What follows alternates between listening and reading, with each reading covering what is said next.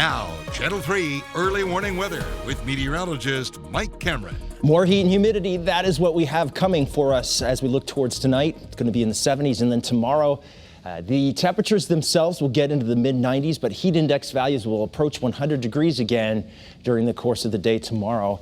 I think there's going to be a little bit of a trade-off. Today, it got really hot. We had high temperatures as warm as 99 in Hartford, 94 at Bridgeport. They weren't records, but they were awfully close. But the humidity wasn't terrible. It was there, but it was not awful. I think tomorrow the humidity really is going to go up.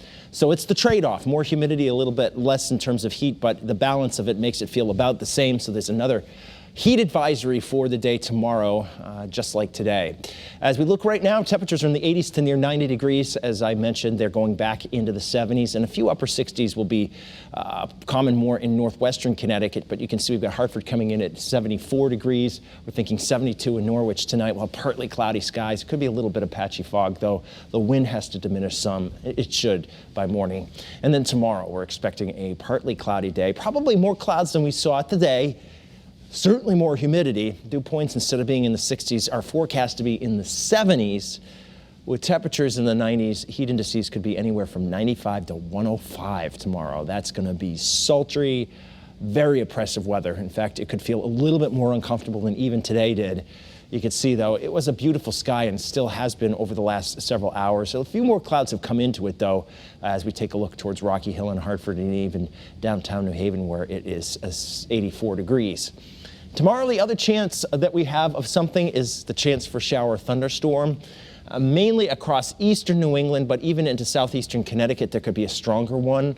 The system that would cause that is out over upstate New York. There are showers and thunderstorms there that are decaying. They're part of why we're seeing some of the clouds we're seeing now. There's blow off from them.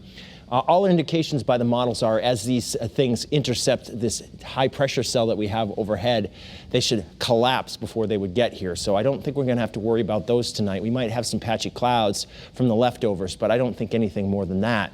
Then tomorrow morning we'll start off with a little bit of patchy fog, but otherwise clouds and sunshine will start us off on Monday through noontime, and then there's the afternoon. I'll stop it at 3 o'clock. There's a weak weather front that's going to be moving south and east through the state, and it could initiate a few isolated showers and thunderstorms. Most of the activity, if anything, will be across easternmost New England, but we, even here in Connecticut, stand a very slim chance that we might see one or two of those that not only happen, but could be strong with gusty wind or a heavy downpour.